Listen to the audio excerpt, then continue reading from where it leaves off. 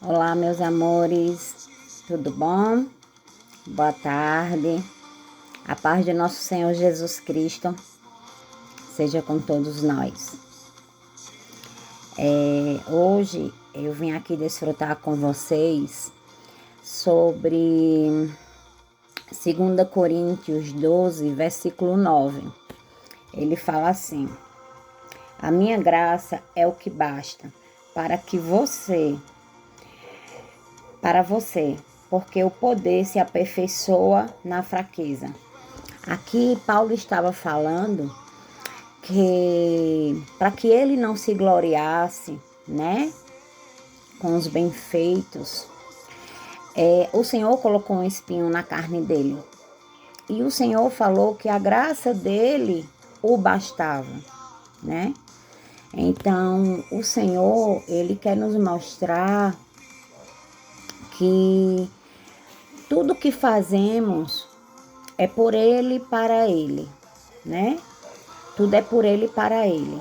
A glória é para o Pai e não para nós. A glória é para o Senhor. O Senhor, ele é aquele que nos dá a graça, né? Essa graça é a pessoa dele se dispensando para dentro de nós. Desculpa, tá passando um som aqui da água.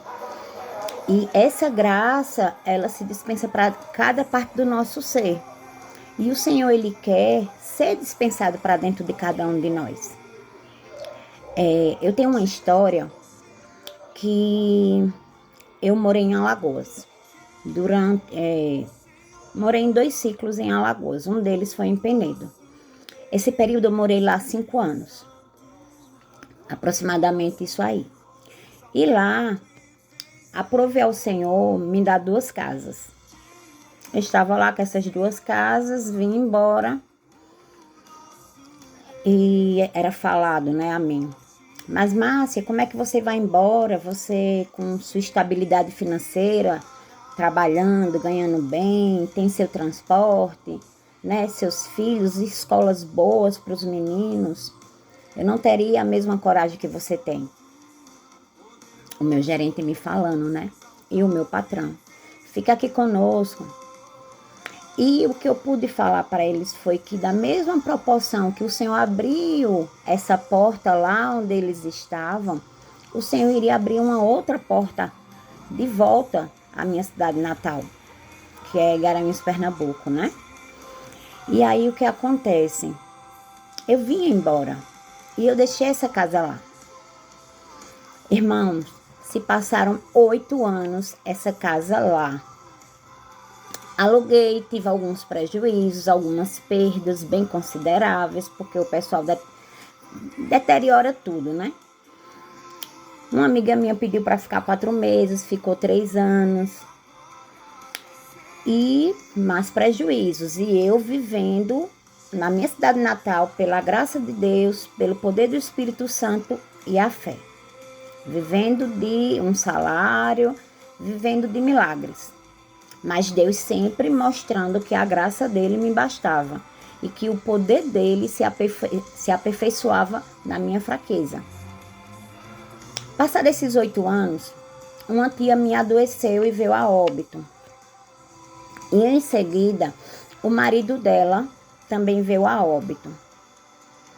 Quando isso aconteceu, os filhos do marido da minha tia, que eu também chamava ele de tio, colocaram essa casa à venda. Eles colocaram essa casa à venda no valor de 80 mil reais. Então, seria para dividir para herdeiros. É um bairro simples e tal, uma casa muito boa, tem até um pé de jaca dura, uma bênção. O que acontece? Eles determinaram esse valor. A minha casa lá em Alagoas, ela valia mais de 100 mil, mas eu não pegava nem 50 mil, porque o lugar não valorizava.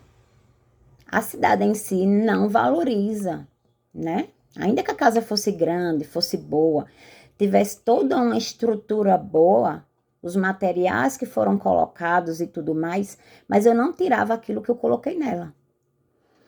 E o que acontece? Através de um parente meu, eu fiquei sabendo que essa casa que eu moro hoje estava à venda. E essa casa, ela foi colocada nesse valor.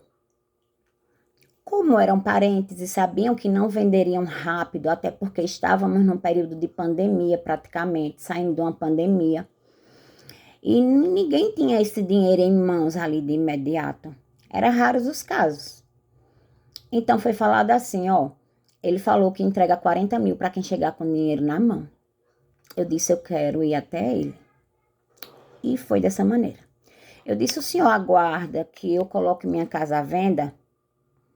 Que eu confio no Senhor que a minha casa vai ser vendida e eu vou comprar essa casa, que era de minha tia. Ele disse, não, tudo bem, eu vou aguardar a senhora. Diante da luz do Senhor que há em nós. Quando foi por volta de 2 semanas, eu vendi a casa. Liguei para uma pessoa que fazia vendas de casa lá. Ofereci um valor que era o dobro ou quase o triplo do que ele ganhava fazendo venda de uma casa. Eu digo, não, vou lhe dar valor X, você vende por tanto. E ele, de fato, vendeu essa casa. E eu honrei como eu havia falado para ele. Você vai me depositar tanto e vai ficar com tanto na sua conta. E assim o Senhor me deu a casa que hoje eu resido nela. Não fiz nenhuma benfeitoria na casa ainda, tal. Mas tudo aprova ao Senhor fazer conforme a vontade dele. O que eu quero dizer com isso? Se passaram, irmãos, 8 anos a minha casa lá em Alagoas, a Deus dará, com um e outro. E eu só levando tromba, só perdendo, só perdendo, só perdendo. Mas eu sabia que quando fosse no tempo do Senhor, o Senhor mudaria aquela situação. E aprovar o Senhor mudar justamente naquele tempo que surgiria essa casa. Porque até então um parente meu havia dito que com 50 mil eu não compraria nem mesmo um terreno onde eu estou morando. E é um lugar bem simples. Então o que acontece? O Senhor me deu, irmãos, essa casa. Então aquilo que não é possível a mim e a você, é possível ao nosso Deus. Porque ele disse que a graça dele nos basta e o poder dele se aperfeiçoa em nossa fraqueza. Ou seja, o Senhor, ele sabe todas as nossas necessidades. Ele sabe agora o que você está precisando. É o conserto do seu carro? É a venda da sua casa? É um emprego novo? É sair do seu emprego para ir para um melhor? Converse com o Senhor, abra sua boca, fale com Ele. O Senhor, Ele é nosso amigo. Ele quer ouvir nós falarmos aquilo que está em nosso coração. A Bíblia diz que antes de a palavra chegar à nossa boca, o Senhor já as conhece. Mas mesmo assim, o Senhor quer nos ouvir falar. Ele quer nos ouvir falar com Ele. E o que eu posso dizer diante desse meu testemunho é que o Senhor está fazendo a obra na sua vida.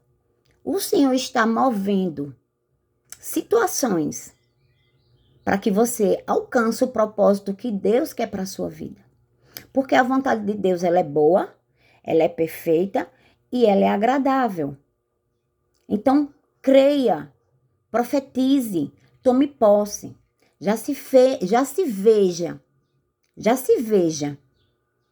dentro do milagre que Deus quer fazer na sua vida.